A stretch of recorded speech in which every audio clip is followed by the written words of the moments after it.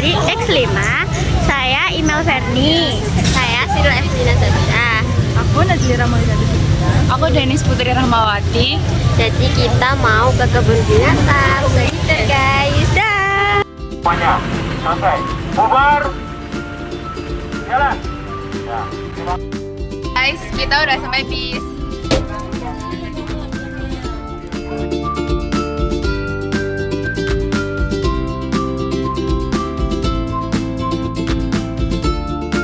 Jadi kita udah sampai di Tugu Pahlawan. ya, nih guys.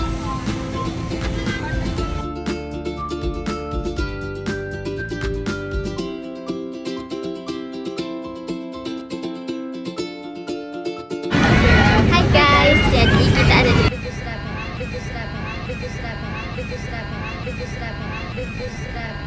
Ya. Kita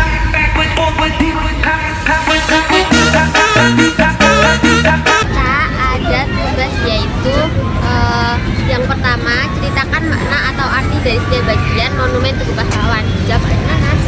Nah, bagian-bagian tubuh pahlawan ini itu terdiri dari badan tubuh. Badan tubuh ini tuh kayak apa ya? Terdapat ukiran trisula dan juga cakra, stamba dan juga padma sebagai simbol api perjuangan pada saat itu.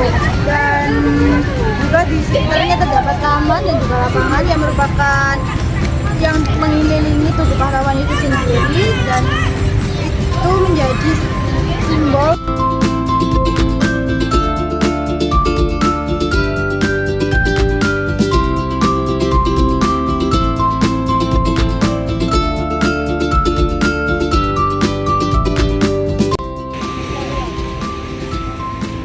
Nih guys, kelompok kita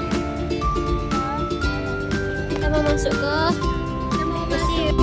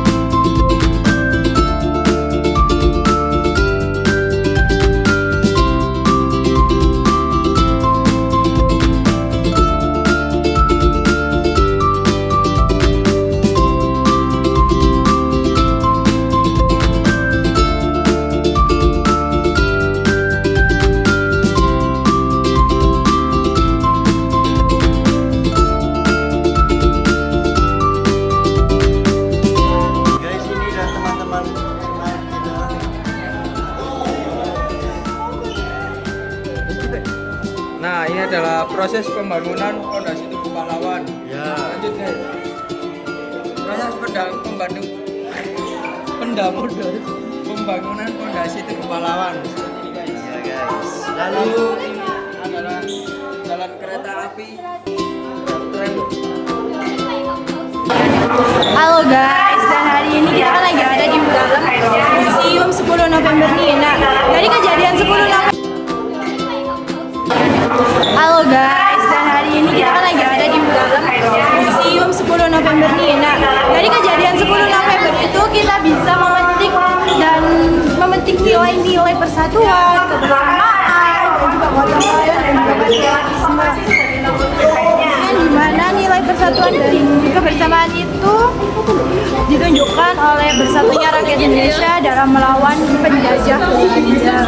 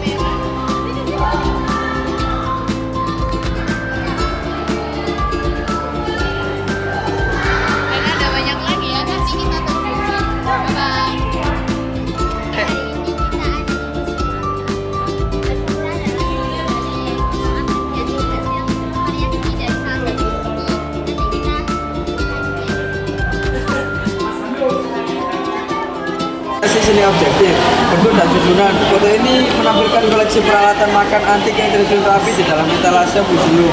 Terdapat 2 wadah saus disebut tempat saus, 2 wadah kecil tempat biji, dan belasan garpu kecil yang disebut garpu tembaga. Semua benda terbuat dari logam dan kesan tua dan bersejarah. Materialnya, semua benda tampak terbuat dari logam, kemungkinan besar campuran tembaga dan perak yang memberikan kesan klasik dan berharga.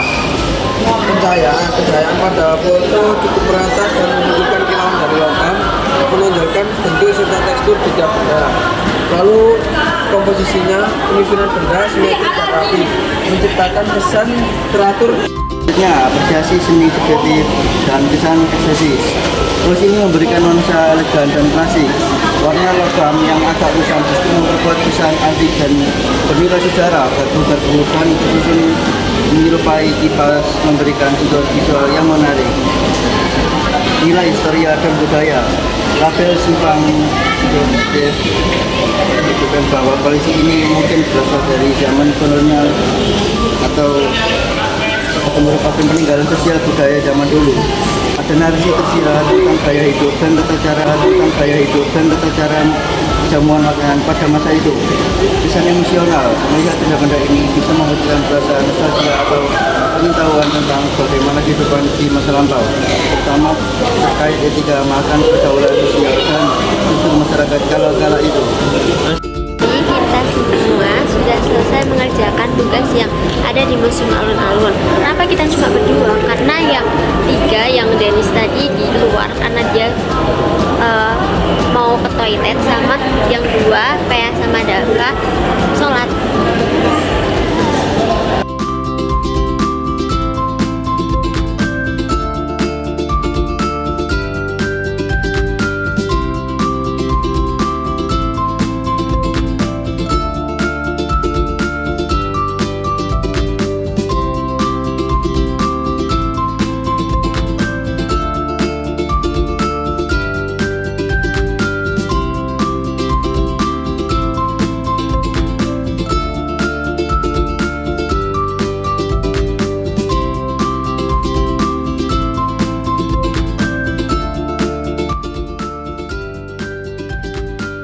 Ini kondisi apa namanya? Kondisi KBS sekarang tuh dia gemoy banget guys. Ada 2, yang satu makan gemul banget Jin. Iya, banget. Nah ini termasuk jerapah, cuma jerapah di luar kan. Dalam lucu. Apa gini kan? Dia merem cuy, ngantuk dia guys. Motornya putih ya. Ini namanya bulu unta apa? Burung unta guys. Dia ini ngejar kalau semisal itu, lihat. Dia tadi habis ngantuk, dia sekarang udah bangun. Hai. Hai. Enggak sih kayak guling. Pindahin aja deh. Gak apa-apa, gini aja. Yes, boleh. Jadi untuk tugas pertama kita adalah di mana habitat hewan yang ada di sini. Kita pilih zebra. Namanya plain zebra equus quagga. Terus ini satwa Afrika yang memiliki tubuh belang hitam putih, merupakan kuda liar yang memiliki panjang tubuh 217 sampai 246 cm dengan panjang ekor 4. Habis zebra, kita juga punya hewan rakun. Namanya ini. Nih guys, bisa dibaca sendiri. Buat habitatnya dia itu ada di padang rumput dan hutan terbuka. Nah, untuk informasi lebih lanjut, monyetnya nyamperin anjir. Gimana monyetnya? Itu monyetnya guys. Sekalian kita kasih tahu monyetnya. Buat rakunnya dia nggak keluar guys. Ini monyetnya. Tapi dia tenang aja, dia nggak akan bisa ke kita karena bawahnya tuh. Itu monyetnya. Informasi yang digunakan untuk mengenalkan wisata binatang Surabaya ke masyarakat. Banyak yang kita lakukan. Di antaranya adalah dari mulut, kemudian dari media sosial, media online juga, kemudian media cetak. Ya itu. Selanjutnya, media apa saja yang digunakan untuk promosi wisata kebun binatang Surabaya? Ya. Itu tadi media elektronik, media cetak, dan kemudian jadi kayak media televisi, radio, kemudian papan iklan, billboard, LED gitu. Terus kalau bagaimana cara wisata kebun binatang Surabaya menarik minat wisatawan lokal maupun mancanegara? Karena kebun binatang Surabaya ini adalah tempat konservasi, maka yang kami tampilkan adalah pada umumnya masalah konservasi. Dan yang dari mancanegara itu yang paling menarik adalah satwa-satwa langka. Salah satunya adalah kebun binatang Surabaya, kebun Surabaya. Kalau untuk yang lokal, kita harus selalu mengupgrade apa yang dibutuhkan oleh masyarakat. Seberapa besar peran digital marketing dalam mendukung kunjungan wisatawan? Kalau dibilang berapa besar, tidak bisa bilang berapa besar ya, karena ketika kita promo tidak bisa langsung menyatakan sekarang promo muncul kemudian kita mendapatkan pengunjung langsung misalnya 90% dari biasanya. Tidak bisa begitu, karena kan mereka harus ada perencanaan dan juga. Biasanya kita akan lihat setelah beberapa waktu, misalnya 1 bulan kemudian pada pengetahuan seberapa besar. Nah, pada pengamatan kami hal itu bisa mencapai 60 sampai 80%. Dan kadang-kadang bisa mencapai 90%, tergantung apa yang kita produksikan. Baik Bu, terima kasih ya, informasinya sangat membantu kita orang-orang awam mengetahui mengenai KPS. Terima kasih banyak Bu. Nah, hubungan putih kepala hitam dengan kondisi geografis yang pertama, iklim. Dalam peran iklim, suhu, kelembapan, dan curah hujan sangat mempengaruhi ketersediaan makanan dan kenyamanan habitat bagi fauna ini. Dampaknya, jika hewan ini hidup di iklim tropis lembab, maka ia akan banyak ditemukan di hujan seperti di Kalimantan, Papua, dan Sumatera. Lalu topografi. Peran topografi adalah ketinggian, kemiringan lereng, dan bentuk lahan menentukan jenis vegetasi dan akses terhadap air. Dampaknya, jika hewan ini menyukai daerah dataran tinggi atau pegunungan, maka ia akan cenderung tersebar di wilayah dengan topografi curam atau perbukitan. Tanah. Peran tanah terhadap jenis putih kepala hitam, jenis dan kesuburan tanah menentukan jenis tumbuhan yang tumbuh yang berhubungan dengan makanan dan tempat tinggal fauna. Dampaknya, tanah subur akan mendukung pertumbuhan hutan lebat, menyediakan tempat berlindung dan sumber makanan. Dan yang terakhir, dalam pola persebaran fauna iblis putih berkepala hitam kemungkinan besar endemik wilayah tertentu dengan iklim lembab dan tanah subur. Lebih banyak ditemukan di kawasan hutan primer, pegunungan atau lembah yang jauh dari aktivitas manusia, dan persebarannya terbatas karena ketergantungan tinggi terhadap kondisi geografis tertentu. Iblis putih berkepala hitam juga dikenal sebagai iblis putih oriental. Memiliki ciri-ciri fisik sebagai berikut. Yang pertama, yaitu tubuh putih, kepala, dan leher hitam. Memiliki paruh yang panjang melengkung ke bawah, lalu ekor berbulu keabu-abuan. ukuran dewasanya 65 hingga 76 cm. Bercak-bercak gundul di bawah sayap berubah menjadi merah darah saat musim kawin.